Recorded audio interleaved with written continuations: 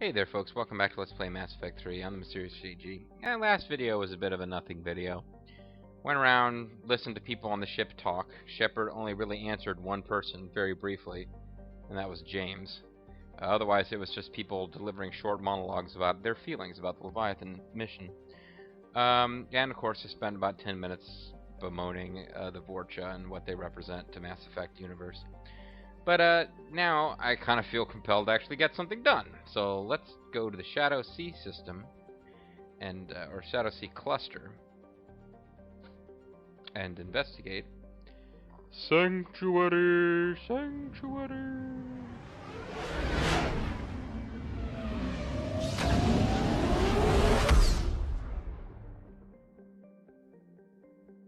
So it's a tiny little system. Tiny and wee.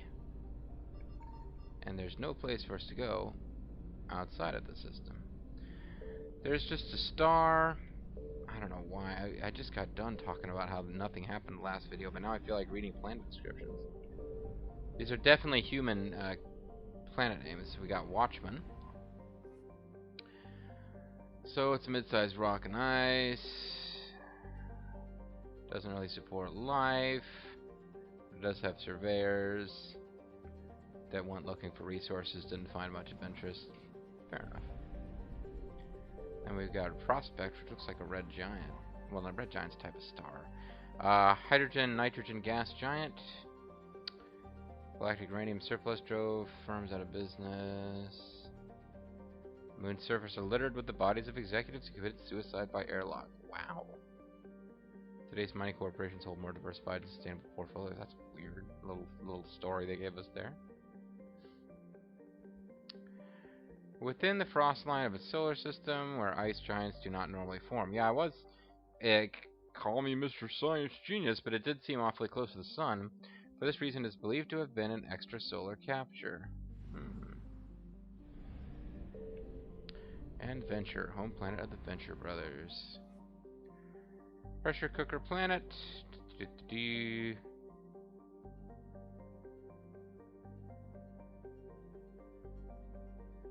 Yeah, it's getting mined and whatnot. But what we're primarily interested in is Horizon. A temperate world that has hit the sweet spot for carbon-based life. Horizon has a nitrogen-oxygen atmosphere maintained by abundant plants and bacteria. Its soil is particularly compatible with Earth vegetation, and so a thriving human community has sprung up. Horizon's population is in flux. A collector attack in 2185 inflicted significant casualties, but refugees have been streaming to the planet since the Reaper invasion began. Since many land illegally, there is no way to accurately track population. Although many colonists resent the newcomers, others have embraced Horizon's new role. Advertisements for Sanctuary, its main refugee center, can be seen galaxy-wide. And, I mean, these stats indicate that it's fairly close to... Well, atmospheric pressure is pretty high for Earth. Hours are a little off. Actually, yeah, this is pretty different from Earth, but... Take a quick look before we... I don't know why I'm suddenly stalling about starting this thing, but... If we look at our journal...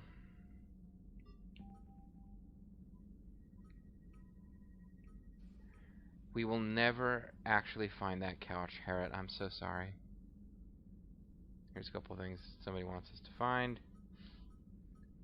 Cerberus may be using the Sanctuary facility on Horizon as a cover for secret activity. Land on Horizon to search for clues about the operations. Thought they might give us a little more info than that. But if the name Horizon sounds familiar, I believe this is stuff I talked about in the Lost videos, so I'm going to talk about it again. That's because that is the planet where we met Ashley in Mass Effect 2. After playing through a big chunk of the game with no idea where the supposed love of our life was, she's featured prominently in the intro scene because she was our love interest in Mass Effect 1. Had you, even if she's not your love interest, it's whoever survives between Ashley and Kaidan pops up on Horizon. But you'll recall the mission where, flying a Cerberus flag, we went to the planet Horizon because we had an indication it was going to be attacked by the Collectors. And when we were there, we met with Ashley. Again, you could meet with Kaidan instead if he's the one who survived. And they don't trust us because we're working with Cerberus. Now in this game, the survivor between Ashley or Kaiden, again, whichever one survives, always comes back. You may or may not recruit them as a permanent party member, but you can, yeah. Horizon is the place where Ashley tore our heart out and stomped on it by revealing that she couldn't trust us because we worked for Cerberus.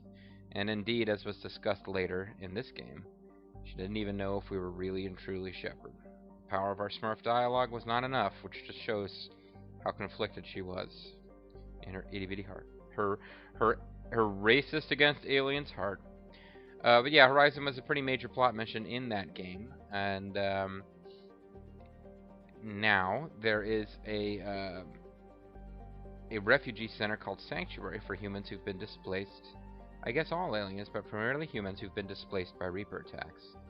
And you can go back and watch the fallout from our mission where we failed to save the Asari homeworld.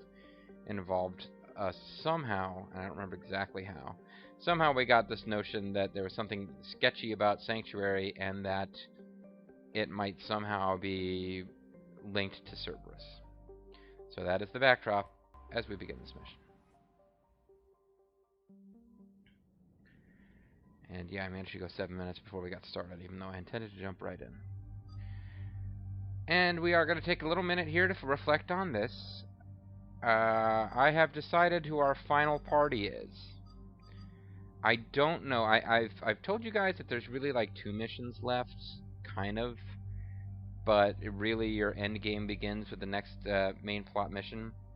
I know who I want at the very end of the game, but I don't remember for sure how many opportunities you have to switch party members. So there's that. Which means that at the very end of the game, well, mild spoilers I suppose, but considering that the plot is we start on Earth, it's attacked by the Reapers, we flee, and we swear that we'll gain the resources necessary to go back and kick the Reapers off of Earth, I'm going to go ahead and spoil it. The very end of the game is concerned with doing battle on Earth. And at that point, it seems only fair to me, especially because I like set 'em and forget 'em characters. I don't like to manually assign my characters, tell them to use their powers. I just like characters who can go out and kind of hold their own. James and Ashley are both good at that, and they're the ones that I want at the end.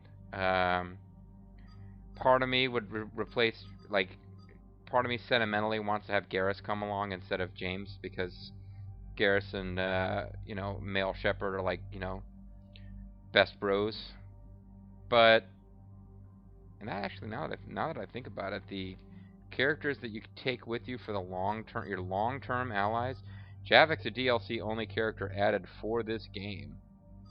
I suppose if Ashley died, Kaiden could be your bro.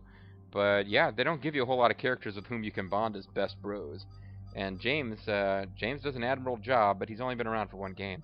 So Garrus is definitely our best bro, but James and Ash, they just make sense as the ones who are going to help Shepard fight to defend the Earth. After everything I said about how all the aliens need to work together and we all got to team up, and I'm frustrated by the way the Vorcha are presented, because it's, yeah, I'm still at the end. It's like, no man, humanity first when it comes to saving the Earth. That's just how I feel. So Javik and EDI, we kind of, for all intents and purposes, said goodbye to in the Leviathan DLC. We used them, and it was intentionally to have them be done. Which means that really it's down to our Mass Effect 1 originals of Tali, Liara, and Garrus. Maybe I'll read the wiki and try to find out if there's a chance to switch characters and give Tali a chance, but yeah, it just feels like now that she's like our love interest, Shepard probably, maybe it's not fair to her because she's proven herself in the past and she's not a delicate flower to be protected, but we brought her with us to help liberate her homeworld. Seems like we can give her a little rest, and Shepard probably doesn't want to bring her all these dangerous missions anyway. So, that being said, we know we're ending with James and Ash. Let's take Garrus and Liara with us. And honestly, Tali's a fun character in dialogue, but I've never really liked her as a squad mate, so screw that. Let's go with Garrus and Liara.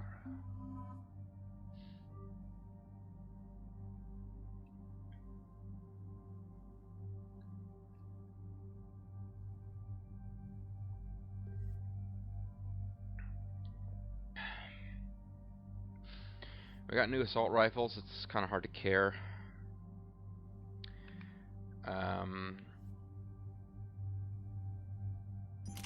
I guess I could check if one of these new assault rifles is better than the particle rifle as modified. 4 and 1. Just remember that, folks, because we're going to take off the mods for a minute.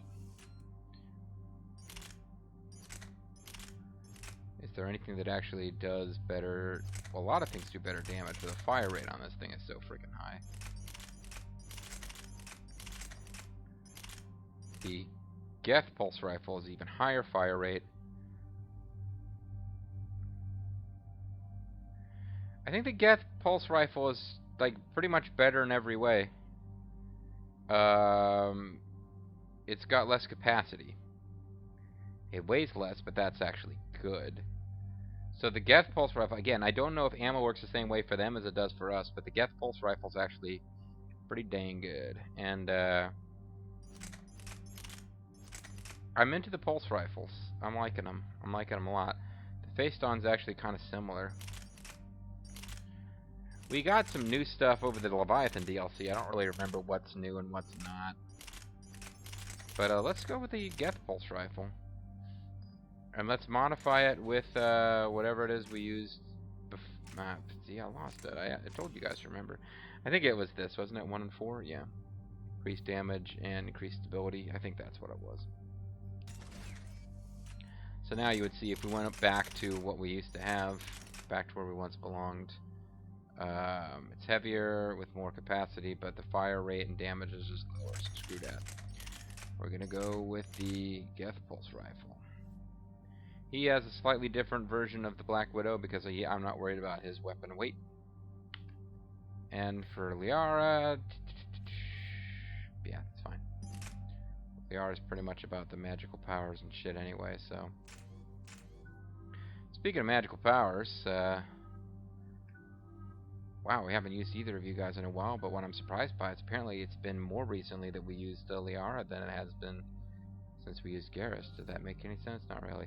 So Shatter has to do with frozen targets. We don't really freeze things very often, so screw that. It's not a big deal, but we'll increase the recharge speed. Shredder and Amplification. Power concussive shot with the properties of active ammo. What ammo type does he have? Armor piercing. So it could be armor piercing. That or increase force and damage to organics. Well, in this game we're fighting organics most of the time. So Shredder seems like the way to go. Super Shredder. And we'll go ahead and spend the points on this, but I don't really think they mean very much because he's not going to get to use those proximity mines unless I manually tell him to. For Liara, we have to pick how we want to have our ultimate warp play out. Increase damage to barriers and armor. Weaken armored targets. That sounds good. Increase recharge speed. Nah, let's instead of making it go less than a second faster, let's go ahead and actually make it more effective. And Stasis, which is just a power I don't care about at all, but it'll bug me to have unspent points if I can spend them. There we are. I wonder sometimes if I played through the whole series again. God, huge time commitment. Would I like Liara more if I romanced her in the first game? Would it unlock new and interesting stuff? Because she seems like a perfectly nice and likable character, but just I feel like I ignored her enough in the first game that if there's like additional, pardon the expression, color dialogue, like colorful, like background color, whatever. Yeah, it feels like maybe she'd be more interesting if I did more with her, but at the same time, all that stuff about she's a shadow broker and there's this like comic strip where she saves Shepard, like it just comes across super lame. Let's get on with the mission now that we're halfway through another video. Maybe I'm pacing myself. I know that it takes approximately one play session to get through this and the other stuff I want to do, so I was taking my time. What do we know, Shepard? Edie? The sanctuary facility I know is Edie. devoted to aiding refugees from Reaper-controlled systems. The facility went offline recently, and no communications have come or gone since. So the Reapers attacked. It is unclear why Kai Lang or Cerberus would be interested in Sanctuary. Okay, so we know that he sent a transmission there. I think that's what happened. Maybe he's got a girlfriend here. If there's a clue to Cerberus here, we find it. Sir, I'm picking up a signal from the facility. It's weak. I'll try to boost it. It looks like they're watching reruns All in the Family. It's not what it seems. Oh. Please, you must listen to me. They're using... Oriana? That's Miranda's Like sister. Dan Rather was trying to report on She's Tiananmen here, Square. He Miranda got came cut far off. away. That's our link to Cerberus. Mm-hmm. Approaching the LZ. Seeing some damage. Command. LZ No stands activity. for landing zone, folks. I know military terminology.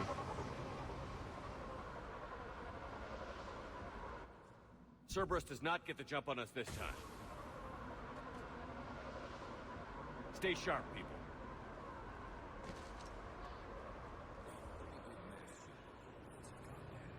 Yeah, I guess. but who was fighting? Oh, Garrus, thanks for saying something. You were awfully quiet earlier. Boy, that looked like it was going to turn out to be treasure. Hey, look at that. It's like the Alliance military symbol, I believe. I never really did understand. Spectre Requisitions has the Alliance. In the first game, Spectre Requisitions, that's the license you need to buy the gear that has that logo, which I thought was Alliance military, and they sell really good stuff, but the name's M and then a bunch of numbers. What am I talking about?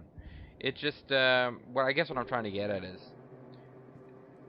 I thought the Spectres could get all sorts of crazy gear, whatever the hell they wanted, but you'd think that the Alliance military would have a separate Everyone hear that?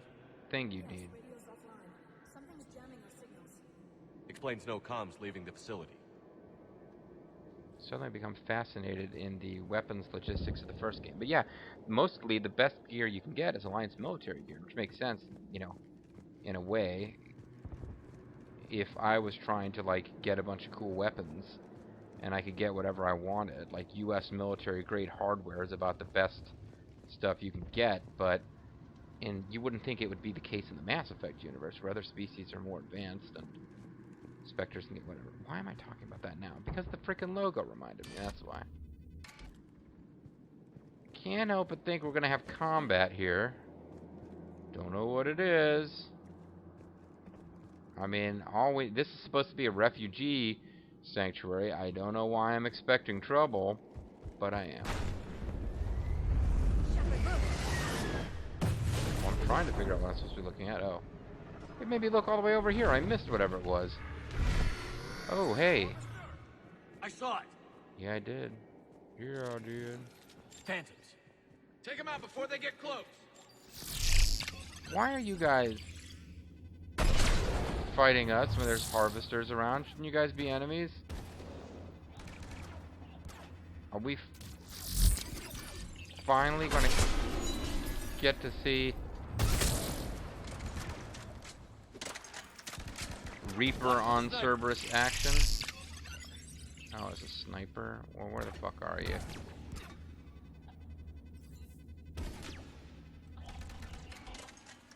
Okay, well I'm invisible, so I should be reasonably safe. Although the Phantom's still gonna...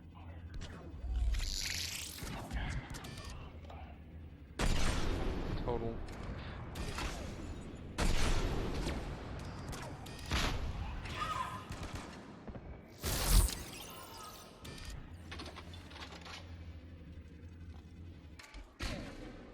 Where's the sniper? Echigoya, where have you hit? Ah. I guess I just missed.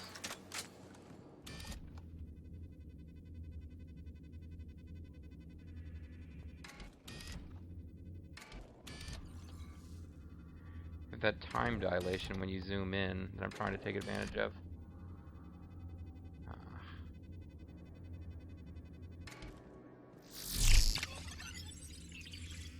I guess I should be...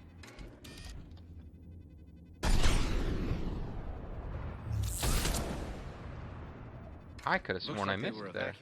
Huh. And it looks like the Reapers were pursuing them. Pretty cool, About huh? time they started killing each other. Yeah. That wasn't a very Smurf dialogue thing to say, Shepard, but I gotta say, you're pretty much on the right track. Alright, well, let's keep moving forward, carefully looking for loot, as is our way. It's actually something about the Mass Effect 1 I like. You can almost always go back to locations. So rarely do you really... Well, that's not even it, really. It's that there's like no loot in the game that's so important that you can't miss it. Because there's always a random factor of what's going to be in there. Of course, by the time, like, if you like me and you're manically insistent on save loading and getting every mini game to succeed and getting all the loot that's available, you're going to break the economy of the game. So it's interesting. I didn't realize there was a little side thing down here. You're probably meant to use this to get in closer to that sniper. If you don't happen to be a sniper yourself, it's... Oh, I don't even think I noticed this in my off-screening. Not off-screening, I mean, my failed videos. My videos where I failed to record commentary, that's what I should be saying.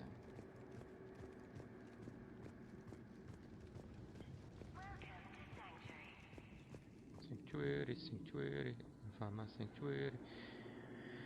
Yeah, no one will get that reference. That was a TV show I worked on as an intern in college in the UK. I guess I could look it up on Google sometime. I seriously doubt that show's still on. This place is not evil in any way. I suppose we should have no reason to suspect it's evil. I'm kind of going the wrong direction there. It's just, it's clearly been attacked by the Reapers. But the fact that there are a bunch of Cerberus guys hanging around... What happened here? I don't happened know. all. Come on. Then that's where we're headed. Cerberus is evacuating. I don't see anyone else evacuating. Metagel, we have now reached the point. And Lethal feeling. I should have asked Lethal about this on that 24-hour or 12-hour live stream. We've now hit the point where there is absolutely nothing to be gained by me for taking Metagel off the wall and refusing to use it in combat. Bobo got on my case about that. But it's a big freaking deal. Like, I don't think they meant it to have the impact that it did. But in Mass Effect 2, the fact that your metagel isn't restored at the end of missions, it really is a finite in-game thing. You can't buy more metagel. You just literally have to make do with what's there. So I've just become like incredibly paranoid about ever using it. In this game, I have to break myself of that habit because it's so much less of a, I don't want to say penalty, but it's just not as valuable a thing. It's as valuable as it should be, which is you don't want to use so much of it you run out in a critical situation, but it's there to be used. Whereas in Mass Effect 2, it's like, no, I might never be able to replace this metagel ever. Let me just die and continue. So I'm being all careful here, but seems... What? What do you mean understood? Who was that? I didn't tell you guys to go up there. Anyway, I better do some saves here, because this seems like someplace where I could... This really feels like the kind of place where I could accidentally advance the story without meaning to by clicking on the wrong thing. Suitable candidates are being assigned to temporary living areas in alphabetical order. Family units are being preserved for ease of processing. Civilian processing ratios: adults 60% sent to integration, children 85% sent to integration. And it's signed by B for bitch. Integration, huh? That sounds nice. I figure in another week I can finish off the remaining hours on my contract and move from staff housing into Sanctuary itself. I feel a little guilty that I'm getting an upgrade from standard accommodations, but that's the deal. Do your time at the front desk, get the perks. One more week. One more week, and I'll be ready to stand up for wrestling against the BDC. He's Drew Galloway is what I'm saying. All you TNA fans out there, you're totally gonna get that joke. Both of you. The number of refugees has doubled in the last 2 weeks. To 7. People are just abandoning Because we used to have themselves 3.5. outside the main gate. They just don't have anywhere to go. We'll need to start setting up temporary shelters out there until they can be processed. I'll talk to Drew McIntyre about plans. No, it's Drew Galloway. Drew McIntyre was his slave name in WWE. So we got some credits. Got another log. Report 2139. An illegal communication device nearly made it past pre-screening. Scanner software has been adjusted. No way it could penetrate the central scrambler, but we can't chance a signal leaving the planet. Report file. Yeah, it's like if they catch you bringing a cell phone into the skiff. If somebody sees you, you better self-report. If nobody sees you and you notice it, you just need to get the fuck out of there and get the cell phone into a caddy before it rings. Why am I saying that? That's not how it works. Of course you self-report if you accidentally bring a cell phone in. I mean, of course you do.